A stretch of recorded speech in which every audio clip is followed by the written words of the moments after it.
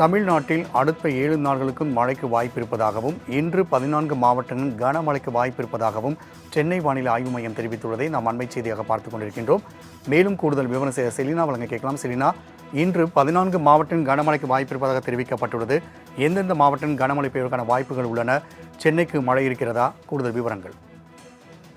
லட்சத்தீவு மற்றும் அதனை ஒட்டியிருக்கக்கூடிய பகுதிகளில் மேல் ஒரு வளிமண்டல கீழடுக்கு சுழற்சி என்பது நிலவுகிறது. இதன் காரணமாக தமிழகத்தில் இன்று ஒரு சில இடங்களிலும், புதுவை, காரைக்கால் ஆகிய பகுதிகளிலும் இடி மின்னலுடன் கூடிய லேசானது முதல் மிதமான மழை பெய்யக்கூடும் எனும் கோயம்புத்தூர், அதேபோல ராணிப்பேட்டை, வேலூர், திருப்பத்தூர், கிருஷ்ணகிரி, தருமபுரி, சேலம், திருவண்ணாமலை, கள்ளக்குறிச்சி, நீலகிரி, தேனி, திண்டுக்கல், ஈரோடு, திருப்பூர் ஆகிய மாவட்டங்களில் இன்று கனமழைக்கான வாய்ப்பு இருக்கக்கூடும் என்றும் வானிலை ஆய்வு மையம் எச்சரிக்கை விடுக்கப்பட்டிருக்கிறது.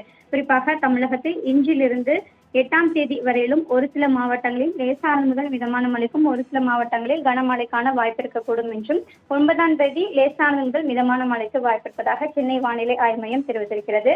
சென்னை மற்றும் புறநகர் சென்னை பொறுத்தவரையிலும் அடுத்த 24 மணி நேரத்திலிருந்து 48 மணி நேரம் வரையிலும் வானம் ஓரளவு மேகமூட்டத்துடன் காணப்படும். நகரின் ஒரு சில பகுதிகளில் மட்டும் இடி மின்னலுடன் கூடிய லேசானது முதல் மிதமான மழைக்கு வாய்ப்பிருப்பதாகவும், அதிகபட்சமான வெப்பநிலை 36லிருந்து 37 டிகிரி செல்சியஸை ஒட்டியிருக்கும் என்றும் வானிலை ஆய்வு மையம் எச்சரிக்கை விடுக்கப்பட்டிருக்கிறது.